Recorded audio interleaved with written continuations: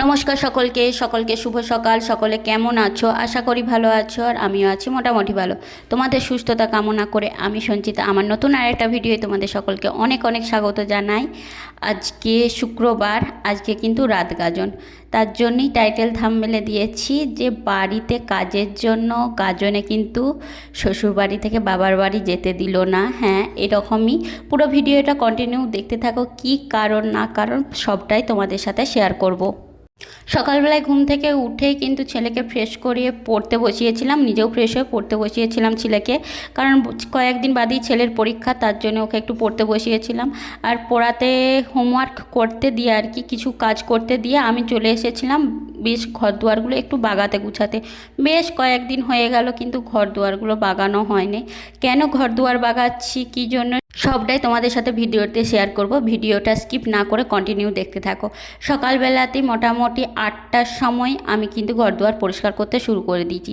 রুমটার কিন্তু অর্ধেকটা ক্লিন হয়ে গেছে, অর্ধেকটার উপরে মানে তাক থেকে শুরু করে বেশ অনেক কিছুই ক্লিন করা হয়ে গেছে। আর এখন এসেছি খাটটাকে আর জানালাগুলোকে একটু পরিষ্কার করতে। যে মাকড়সার জালগুলো একটা দুটো ছিল সেগুলোও পরিষ্কার করে দিয়েছি। হ্যাঁ, সব সময় পরিষ্কার করা হয় না, কারণ সত্যি কথা বলতে কি একা বাড়ির বউ, হাজব্যান্ড বাইরে থাকে, ছেলের দিকটা বাইরের দিকটা সমস্ত কিছুই কিন্তু একাকেই সামলাতে হয়। অনেকবারই বলেছি আর একবার বললাম।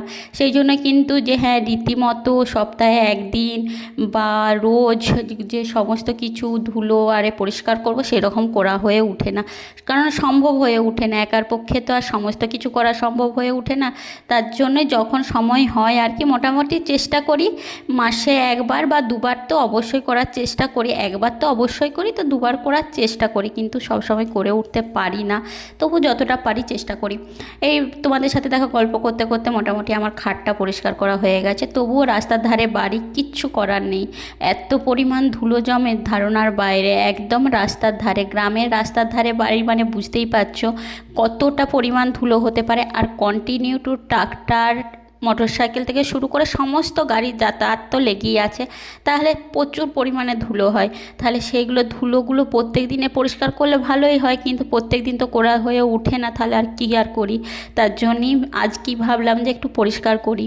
প্রথমেই যেটা বললাম, হ্যাঁ, যে বাড়ির কাজের জন্য শ্বশুরবাড়ি থেকে কিন্তু গাজনে বাবার বাড়ি যেতে দিল না। না, সেই রকমটা কোনো ব্যাপার নেই, কারণ কয়েকদিন পরই আমাদের বাড়িতে রথ, মানে আমাদের কুলদেবতার রথ, সেই জন্যেই কিন্তু আরও আমি গেলাম না। আর তার সাথে আমার ছেলের পরীক্ষা, বিয়ে বাড়ি সব কিছু কিন্তু একসাথেই আছে। আর ছেলের পরীক্ষা বিয়ে বাড়িটা যেহেতু একই সাথে, সেহেতু ভাবলাম যদি গাজনেতে দুদিন একদিন গিয়েও যদি যায় তাহলে কিন্তু প্রচুর গোলমাল হয়ে যেতে পারে। সেই জন্যই আমি ভাবলাম যে থাক, আর যাবো না এবারে আর গাজনেতে, পরের বছর যাব। কারণ বিশাল কিছু গাজন হয় না ঠিকই, কিন্তু সবাই আসে, সবারই সাথে দেখা হয়। আমার দিদি গেছে, সেও বারবার ফোন করছে, মাও বারবার ফোন করছে যে একবার একদিনের জন্য আয়, তার দেখা করে চলে যাবে বিকালবেলায়। কিন্তু ওই ছেলে তো দুষ্টু, সে তো একবার মামা বাড়ি গেলে তো সে এক নম্বর আসতেও চাইবে না, আবার একদিন যদি গোলমাল হয়ে যায় এসে কিন্তু একদম লেখাপড়া করতে চাইবে না, কিন্তু সেখানে আমাকে প্রচুর কষ্ট করতে হয়। তাই জন্যই ভাবলাম যে সেও বলছে ঠিক আছে, আমি পরীক্ষা যেহেতু যাব না মামা বাড়ি, আমি পরে যাব, আমি পরীক্ষার বাদ যাব, সেহেতু নিজের ইচ্ছা থাকলেও কিন্তু আর সেভাবে গেলাম না। আর একটু তোমাদের সাথে দেখো শেয়ার করছি, আমার দিদি গেছে, দিদিভাই গেছে, মায়ের মাছ কেটে দিচ্ছে, আর আমার বোনপো কিন্তু ভিডিও করে আমাকে হোয়াটসঅ্যাপে পাঠিয়েছে যে মনি দেখো কত বড় দাদা মাছ এনেছে, তোমরা মিস করে যাচ্ছ। তার জন্য একটু ভিডিও করে পাঠিয়েছে। আমি আবার ফোন করলাম যে তোরা আমাকে লোভ দেখাচ্ছিস ভাই, তো দেখলে এক্ষুনি বলবো, আমি এক্ষুনি দিম্মা যাব, কিন্তু কি আর করব, করার তো কিছু নেই, বাধ্যতামূলক। কারণ এই দিকে যদি গাজন করতে যাই তাহলে কিন্তু আমার ছেলের পরীক্ষার গোলমাল হয়ে যাবে।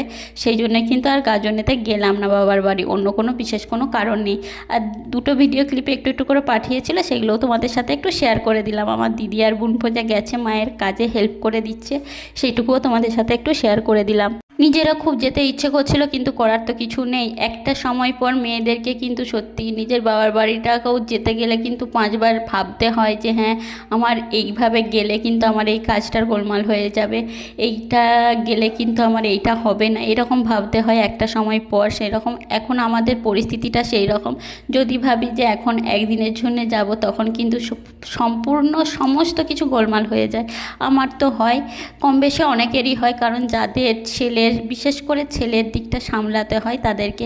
যাই হোক, মোটামুটি রুমটাকে ভালোভাবে পরিষ্কার করে তারপরে চলে এসেছি রান্নাঘরেতে, একদম পরিষ্কার করে মুছে চলে এসেছি রান্নাঘরেতে রান্না করতে। আর রান্নার জন্য মা কিন্তু জোগাড় করে রেখেছিল মোটামুটি।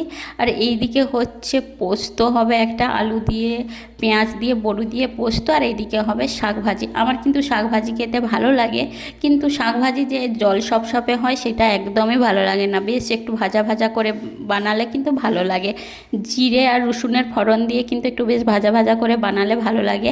আর এদিকে পোস্তটা আমি এই জাস্ট বসাচ্ছি, তার জন্যই দেখো বড়িগুলো ভেজে আগে নিয়ে নিয়েছি। তারপরে আলু, পেঁয়াজ, নুন, অল্প লঙ্কা গুঁড়ো দেবো, কারণ আমার ছেলে খুব একটা লঙ্কা গুঁড়ো খেতে চায় না, তার জন্যই অল্প লঙ্কা গুঁড়ো দেবো। আর এইদিকে মাছ ভাজা, আজকে সিম্পলি রান্না হচ্ছে, কারণ আজকে আমাদের এখানে পুজোও আছে, তার জন্য বিশেষ কিছু রান্না করছি না। কারণ একটু পরেই দেখতে পাবে ঠাকুরের ভোগ আসছে, সে ঠাকুরের ভোগ খাবো, তাহলে তার জন্য অল্পই হালকা কিছুই রান্না করলাম। আর মা উনানে ভাতটা দিয়েছিল। পুজো হওয়ার পরে যেহেতু রান্না হয় সেহেতু আমি এইদিকে সমস্ত কিছু কাজই ছেড়ে নিয়েছিলাম। আর দেখো শাক ভাজাটা কী সুন্দর ঝরঝরে করে বানিয়েছি। এইভাবে শাক ভাজা বানালে কিন্তু আমার ভালো লাগে, কিন্তু আমার ঠাকুমা শাশুড়ি থাকলে সে কিন্তু আবার তার একটু সপসপে থাকলে সেটা ভালো লাগে, তখন আবার মুশকিল হয়ে যায়। যাই হোক, রান্না সেরে আবার চলে এসেছিলাম কাজে, কারণ এর আগের দিন থেকেই জামা কাপড় প্রচুর পড়েছিল, প্রচুর জামা কাপড় পড়েছিল ছেলের, আমার। আর ঘর দুয়ার বাগাতে বাগাতে দেখলাম যে তোমার দুটো তিনটে শীতের ড্রেস, মানে যে কোটগুলো হয় হালকা ঠান্ডায় পরার জন্য, যে জিন্সের কোটগুলো হয়, একটা প্যান্ট এই কোথায় রয়ে গিয়েছিল আমি খেয়াল করিনি, সেগুলোই বেরিয়েছিল, সেগুলোকেও ধোয়া হয়নি, সেগুলোও ধুচ্ছিলাম, ধুয়ে এরপর আলমারিতে ভরে দেবো। কারণ বললামই তো কোথায় রয়ে গিয়েছিল খেয়াল ছিল না, যে সামনেতেই রয়ে গিয়েছিল, যেগুলো হালকা ঠান্ডাতে পরা হয়। আর এদিকে ছেলে বারবার বলছে মা আমি এটা করব, মা আমি ওটা করব, তার জন্য ওর সাথেও একটুখানি যে হ্যাঁ এটা কর ওইটা কর করছিলাম, বক করতে করতে কিন্তু এইদিকে কাজও করছিলাম। আর প্রায় জামা কাপড়গুলো ধোয়া হয়ে গেছে। আর এইদিকে আমার ছেলের কাণ্ড দেখো। দেখো ফ্রেন্ডস, আমার লাট সাহেবের এখন ইচ্ছা করেছে স্কিপিং করতে। দুপুর 1:45 বাজছে, এখনো স্নান করেনি, আর দেখো স্কিপিং করছে। হঠাৎ মন গেছে ওনার স্কিপিং করতে, আমি ভিজে জামা কাপড়ে দাঁড়িয়ে আছি, স্নান করাবো তার জন্য, আর ওইদিকে স্কিপিং করতে ব্যস্ত। চলো ভিডিওটা হয়ে গেছে, স্নান করবো, চলো তুমি একটু। যাই হোক, তারপরে স্নান টান করে রেডি হয়ে চলে এসেছিলাম নিচে খেতে, কারণ শ্বশুরমশাই গিয়েছিল খাবারটা আনতে, মানে ঠাকুরের ভোগটা আনতে। এটা অন্য কোনো কিছু কেউ মনে করো না, এটা কিন্তু ঠাকুরের ভোগ। আমাদের এখানে মা শীতলা মায়ের যে পুজো হয় তার কিন্তু ভাত ভোগ, সেটাই এসেছিলো। আর একটা বড় মাছ আর সমস্ত কিছু সবজি ভাত একসাথে মাখা, দারুণ লাগে দারুণ লাগে। এই সময়টা কিন্তু চৈত্র মাসের সময়টা কিন্তু ঠাকুরের ভোগ কিন্তু প্রচুর খাওয়া হয়। তারপরে আমরা সবাই মিলে খেয়ে নিয়েছিলাম, আমি, শাশুড়ি মা, শ্বশুরমশাই, ছেলে সবাই খেয়ে নিয়েছিলাম। দিয়ে আমি একটুখানি শুয়ে পড়েছিলাম, কারণ আজকে ভীষণ টায়ার্ড লাগছিল। বুঝতে পারছিলাম না কেন হঠাৎ এত টায়ার্ড লাগছে। সকাল থেকে হয়তো অতিরিক্ত পরিশ্রম হয়ে গিয়েছিলো বলেই নাকি জানি না, বুঝতে পারছিলাম, তো তার জন্যই ঘুমিয়ে গিয়েছিলাম। আর ছেলে তো সারা দুপুর দুষ্টুমি করে গেছে, তার চোখে তো একটুকুনো ঘুম নেই। সে দাদুর কাছে শুয়েছিল কিন্তু ঘুমায়নি, কি করেছে আমিও জানি না। তারপরে এটা হলো বিকালবেলাতে আমি শুরু করে সেলাইয়ের কাজ। আমাকে দুটো নাইটি বানাতে দিয়েছে, তোমাদের সাথে অবশ্যই বানানো হলে শেয়ার করব। সেই নাইটিরই কাজ করছিলাম, কারণ নাইটিটা আমার বিয়ে বাড়িতেই দিতে হবে। আমার একটা ননদ বানাতে দিয়েছে দুটো নাইটি, তাকে বানিয়ে দিতে হবে, কাপ্তান নাইটি বলছে বৌদি আমাকে দুটো কাপ্তান নাইটি বানিয়ে দেবে। তো ঠিক আছে, অসুবিধা নেই। তার জন্যই সে নাইটিটা কাটা হয়ে গেছে অলরেডি, একটা বানাচ্ছি, আর একটা এখন কাটা হয়নি। এইটা বানানো হলে তারপরে আর একটা কাটবো। আর প্রচুর সেলাইয়েরও কাজেরও চাপ আছে, করব না ভাবি, কিন্তু মাঝে মাঝে মনে হয় মরুগে করেই নিই। যাই হোক, আজকের ভিডিওটা এই পর্যন্ত। সকলে ভালো থেকো, সুস্থ থেকো সকলে। কে কোনখান থেকে দেখছো জানিও, আর ইউটিউব থেকে দেখে থাকলে কিন্তু লাইক, কমেন্ট, শেয়ার এবং সাবস্ক্রাইব করে দিও। আর ফেসবুক থেকে দেখে থাকলে কিন্তু পেজটাকে ফলো করে দিও। চলো সকলকে টাটা, সকলকে অগ্রিম নববর্ষের অনেক অনেক শুভেচ্ছা, অভিনন্দন এবং ছোটদের ভালোবাসা আর বড়দের প্রণাম। চলো সকলকে টাটা। আজ তোমায় নিয়ে শুরু হলো নতুন জীবন।